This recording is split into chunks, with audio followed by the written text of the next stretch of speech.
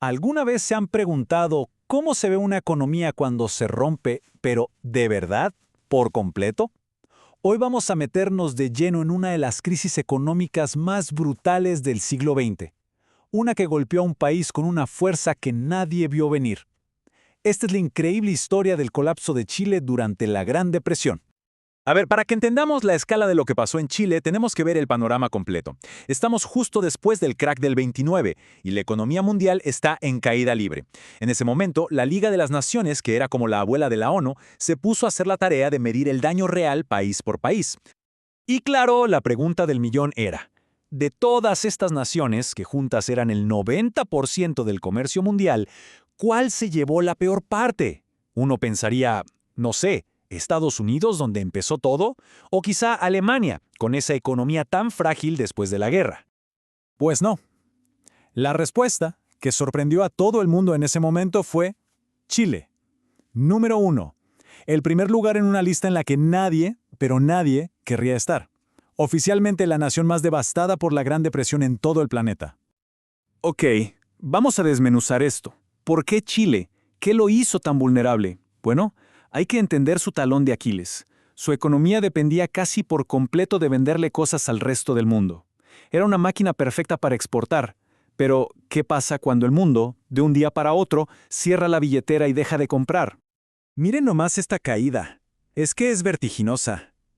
En 1929, Chile exportaba 278 millones de dólares.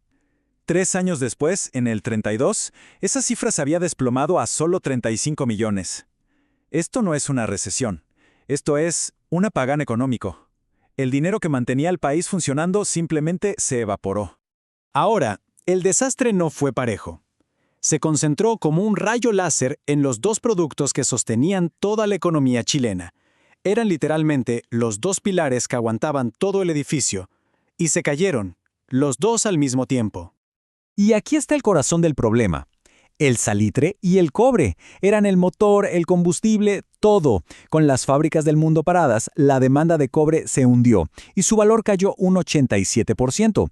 Pero si eso suena mal, agárrense. Lo del salitre fue peor. Su valor se desplomó un 96%, prácticamente desapareció del mapa. Cuando tus dos únicos motores se apagan de esa forma, no hay nada que los reemplace. Claro. Esto fue como tirar una piedra gigante en un estanque. La onda expansiva arrasó con todo. La minería, lógicamente, se contrajo casi un 70%.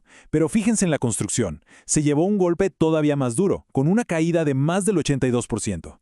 Es simple, cuando el dinero deja de circular, todo se para en seco. Pero ojo a ese último dato. La industria solo cayó un poquito. Quédense con esa idea porque va a ser clave para entender lo que pasó después.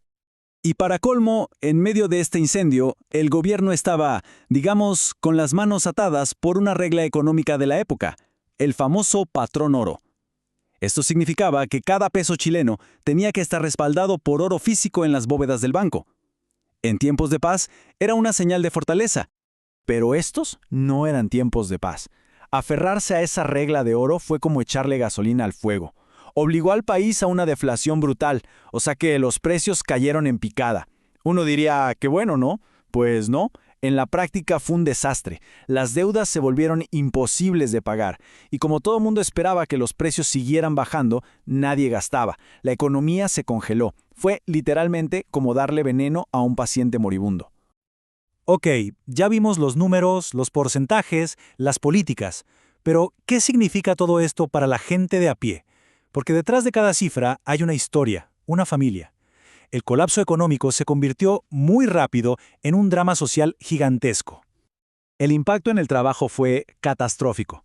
Piensen en esto por un segundo. En la industria del salitre, el corazón económico del norte de Chile, 6 de cada 7 trabajadores perdieron su empleo. 6 de cada 7. Una devastación laboral casi total. Esta frase pinta el cuadro de la desesperación. Es un verdadero éxodo. Miles de familias mineras lo dejaron todo, abandonando pueblos enteros que se convirtieron en pueblos fantasma en medio del desierto. Su destino, las ciudades del sur, donde solo encontraron más miseria y filas interminables para conseguir un plato de comida. Y uno podría pensar, bueno, por lo menos los que conservaron su trabajo estaban a salvo. Pues tampoco. El poder de compra, lo que el dinero realmente valía, se fue a la mitad. En solo 3 años, Tu sueldo compraba la mitad de las cosas. La pobreza se empezó a colar por todas partes, incluso en las casas de los que todavía tenían un empleo. Con la economía en el suelo y la gente desesperada en las calles, era cuestión de tiempo para que la política explotara. Y vaya que explotó. El sistema político se empezó a quebrar, incapaz de dar ninguna respuesta. Es que miren nomás la locura que fue el año 1932. Un presidente renuncia. ¡Pum! Un golpe de Estado derroca al siguiente. ¡Pum! Se proclama una república socialista que dura un suspiro, apenas 100 días.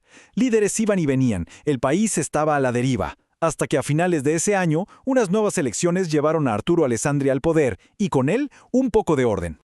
Pero todo este caos político, en el fondo, era el reflejo de una batalla de ideas. La crisis dejó una cosa clarísima. El viejo modelo económico, el de antes, estaba roto. Las ideas de siempre habían fracasado de una forma espectacular.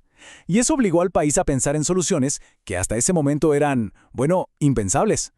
Y justo de esas cenizas, de ese desorden total, nació algo completamente nuevo. Un plan radical, sí, nacido de la desesperación, pero que no solo iba a sacar a Chile del hoyo, sino que iba a definir su economía por las próximas décadas. El nuevo manual de juego fue básicamente romper todas las reglas. A ver, repasemos. ¿Pagar la deuda externa? No, se suspende el pago. ¿Seguir con el patrón oro? Tampoco, se abandona. ¿Libre comercio? Se acabó. El Estado tomó el control de quién compraba y vendía dólares, subió los impuestos a las importaciones para proteger a las fábricas locales y empezó a decidir qué se podía traer de afuera y qué no. Una ruptura total. Y la gran pregunta es, ¿funcionó todo esto? Vaya que sí funcionó. Los resultados fueron de no creer. Después de tocar fondo en el 32 con una caída del 11%, la economía rebotó con un crecimiento de casi el 20% al año siguiente y casi un 14% en 1934. La recuperación fue tan dramática y rápida como lo había sido la caída. Pero claro, esta recuperación dejó cicatrices y transformó al país para siempre. Chile se cerró el mundo, empezó a fabricar aquí lo que antes compraba afuera. El Estado se convirtió en el gran director de orquesta de la economía. Y quizás lo más profundo, quedó un miedo terrible a depender del mundo exterior. Y ojo con este dato, a pesar del rebote increíble, para 1935 la gente en Chile todavía era un 11% más pobre que antes de la crisis. Así que, al final, la historia del colapso de Chile es también la historia de su reinvención forzosa. ¿El país sobrevivió? Sí, pero lo hizo dándole la espalda al mundo y construyendo un muro protector.